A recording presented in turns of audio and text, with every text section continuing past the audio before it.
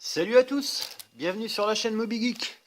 Aujourd'hui un petit tuto pour programmer son SC lorsque les cartes de programmation ne sont pas prises en compte. Alors la marque c'est OCD. Voilà, c'est un 80 ampères, je crois qu'il y a des 120 ampères aussi qui sont comme ça. Et on les reconnaît avec le petit bouton de mise en route qu'on voit ici. Et juste à côté du bouton, tu as un autre petit bouton poussoir rouge qui est le bouton Reset. Alors, lorsque tu as des varios comme ça, alors je sais pas s'il existe des cartes. En tout cas, moi, les deux modèles que j'ai, il n'y en a aucun qui marche. Donc, il y a un mode de programmation manuel à travers ces deux boutons. Bon, c'est assez simple, hein. Bon, par contre, ce qui est bien d'avoir, c'est la correspondance, le petit tableau de programmation. Donc là, je l'ai recopié. Voilà, donc en gros, tu as 10 positions de réglage différents. Enfin, 10 modes de programmation avec des positions différentes. Alors, pardon, le process pour accéder à ce menu, c'est assez simple en fait, hein. C'est lors de la mise en route. Voilà, donc je vais le faire devant vous. C'est un système de, comment dire, de bip ou de LED. Donc pour accéder au menu, c'est simple, il faut rester appuyé. Donc on appuie sur la touche Reset, on reste maintenu et on allume le modèle. Voilà.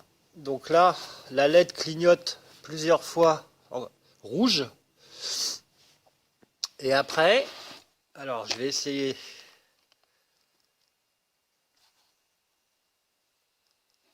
Voilà, et là on entend les petits bips.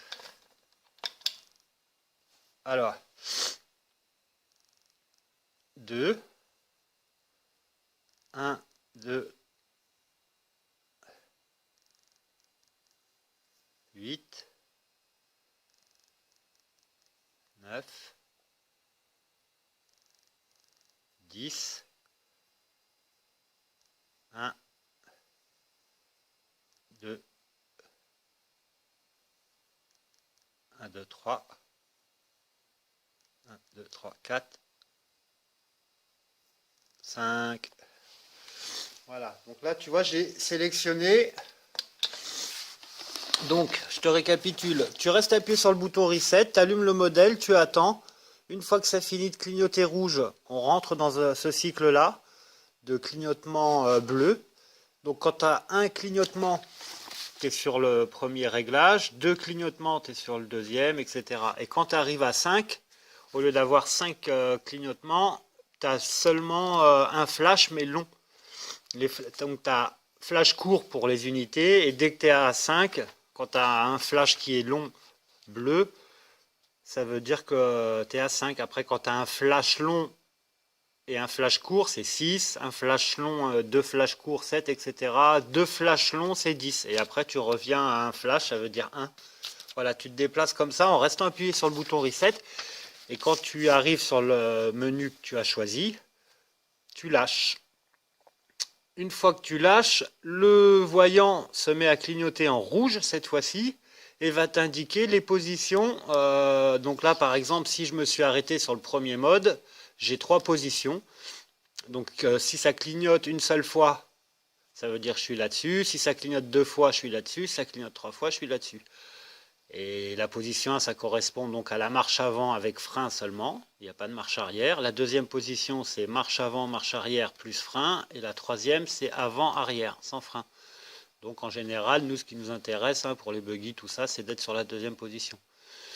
Voilà, pour le reste, ça marche pareil.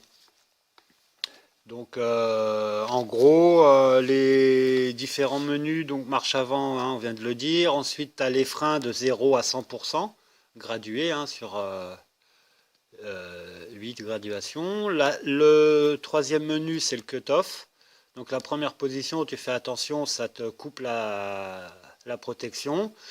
Et après, les protections se font à 2,6, 2,8, 3 volts, 3 volts 2, 3 volts 4. C'est suivant la plage où tu veux que ton ESC il coupe.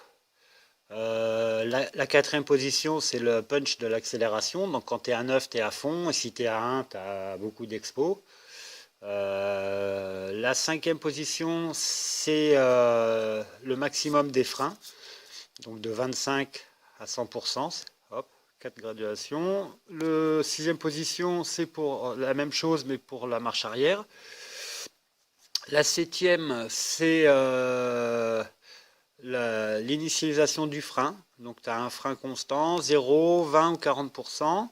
La huitième position, c'est le neutre, la plage de neutre. Donc 6%, 9 ou 12. La neuvième position, ça correspond à ta position de degré du cerveau, donc de 60 à 2600 et quelques. Et en général, on se met à 1005.